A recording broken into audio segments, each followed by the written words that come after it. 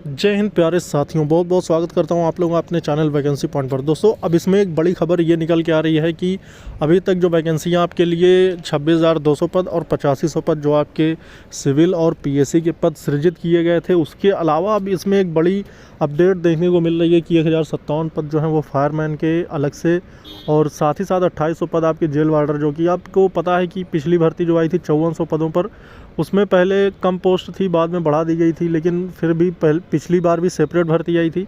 इस बार ऐसा नहीं था। इस बार फायरमैन की पोस्ट जो थी वो सिविल वालों के साथ ही थी, लेकिन इस बार भी उसको सेपरेट करके अलग वैकेंसी बना दी गई है। अब ये वैकेंसी आप देख रहे हैं कि किस तरह से उससे पहले आने की पूरी उम्मीद और गुंजाइश नज़र आ रही है। इसके पहले ऐसा कोई भी अपडेट नहीं था, लेकिन ये एक नई अपडेट आप लोगों के लिए है कि अब उन अभ्यर्थियों को 2 भर्तियों को देखने का मौका मिल जाएगा, जो कि एक सिविल पुलिस और पीएससी के साथ साथ जेल वार्डर और फायरमैन की भर्ती भी देख सकेंगे। तो आपको पता है कि ये 2 तरह की वैकेंसियाँ हो गई आप लोगों के लिए। आप एक टाइम पे ही 2 वैकेंसियाँ देख सकेंगे, लेकिन अभी तक अगर ये एक साथ वैकेंसी होती तो ऐसा ना होता। लेकिन पिछली बार की जो वैकेंसी थी उसमें 3 तरह की पोस्ट थी, जिसमें आपका एक माउंटेड पुलिस करके भी, यानी घुड़सवार पुलिस जो होती थी, उसके लिए भी अलग से उसमें पोस्ट थी। तो अब लेकिन इस बार 2 ही पोस्ट काउंट की गई है, एक फायरमैन की, एक जेल वार्डर की एक साथ वैकेंसी आने की है, और दूसरी है आपकी नागरिक पुलिस यानी सिविल पुलिस की, और इसके साथ साथ पीएससी की। तो ये 2 तरह की वैकेंसियाँ हो गई हैं आप लोगों के लिए, जिसमें आपके फॉर्म फिल कर पाएंगे। लेकिन बात यह है दोस्तों, सबसे बड़ा मुद्दा जो बन के खड़ा हुआ है वो है आयु सीमा को लेकर। जो ऐसे अभ्यर्थी हैं जिनकी आयु सीमा पार हो चुकी है, यानी कि 18 से 22 वाला मसला जो फंस रहा है, इसका लेकर अभी तक कोई अपडेट तो नहीं निकल के आई। लेकिन आप देख रहे होंगे किस तरह से मध्य प्रदेश सरकार ने एक नोटिस जारी करके ये आदेश तो कर दिया है, लेकिन अब उत्तर प्रदेश सरकार इस पर क्या निर्णय लेती है, इसका लेकर तो थोड़ा हमें इंतज़ार करना ही पड़ेगा। लेकिन जब तक वैकेंसी नहीं आती है, और क्योंकि अभी कोविड का फिर से एक बार मसला सामने आ खड़ा हुआ है, तो ज़्यादा से ज़्यादा उम्मीद यही है कि अगर ये दोनों वैकेंसियाँ सेपरेट आती हैं तो आपको 2 वैकेंसी देखने के मौके तो मिल जाएंगे, जिसमें से आप एक न एक में आपको चयनित तो होना ही पड़ेगा। मगर बड़ी बात यह है कि जो ऐसे अभ्यर्थी हैं जिनकी आयु सीमा पार हो चुकी है, यानी कि 18 से 22 क्रॉस कर चुके हैं, मगर उनसे मैं यही कहना चाहूँगा कि वो हिम्मत ना हारें। हो सकता है सरकार उनके लिए कुछ न कुछ इसमें राहत ज़रूर पेश करेगी।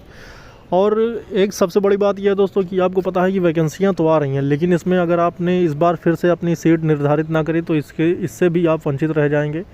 तो आपको पता है कि प्रैक्टिस के लिए मैंने छोटी छोटी सीरीज़ चला रखी है, जिसको आप प्रैक्टिस के तौर पर, ऐसे क्वेश्चन सीरीज़ हैं वो कि आप अगर उनसे आइडिया लेना चाहेंगे तो उनसे टफ क्वेश्चन यूपी पुलिस के एग्ज़ाम में तो नहीं पूछा जाता। इसका तो मैं गारंटी दे रहा हूँ, क्योंकि जो मैं क्वेश्चंस ला रहा हूँ वो यूपी पुलिस से थोड़ा सा हाई लेवल के हैं, मतलब कि थोड़ा सा मॉडरेट टू टफ वाला एरिया समझिए आप।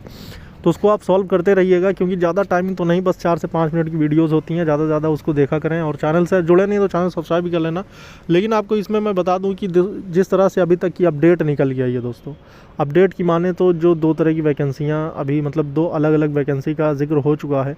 अगर इसमें से कोई भी वैकेंसी आती है तो सबसे पहले आपको पता है कि जेल वार्डर फायरमैन की भर्ती पहले क्लियर होनी है, उसके बाद ही जाके आपकी सिविल पुलिस और ये जो पीएससी वाली वैकेंसी है, ये एक बड़े पैमाने पर भर्ती आने की है, तो ये उसके बाद ही क्लियर हो पाएगी। इसका रीज़न ये भी है कि इसका जो हर तरह से उस भर्ती के कंपैरिजन में ये भर्ती ज़्यादा लेंदी टाइप की रहेगी, और उसको जल्दी क्लियर कर पाना भी भर्ती बोर्ड के लिए थोड़ा सा एक चैलेंज साबित हो सकता है। तो इसलिए उस भर्ती की आप ज़्यादा तैयारी करें, उस पर ज़्यादा फोकस करें। और क्योंकि उसमें ज़्यादा कंपटीशन तो आप नहीं कहूँगा कि ज़्यादा कंपटीशन रहेगा, लेकिन आप उसके लिए अगर बेहतर तैयारी करेंगे तो आप उसमें अपनी एक सीट ज़रूर निर्धारित कर लेंगे।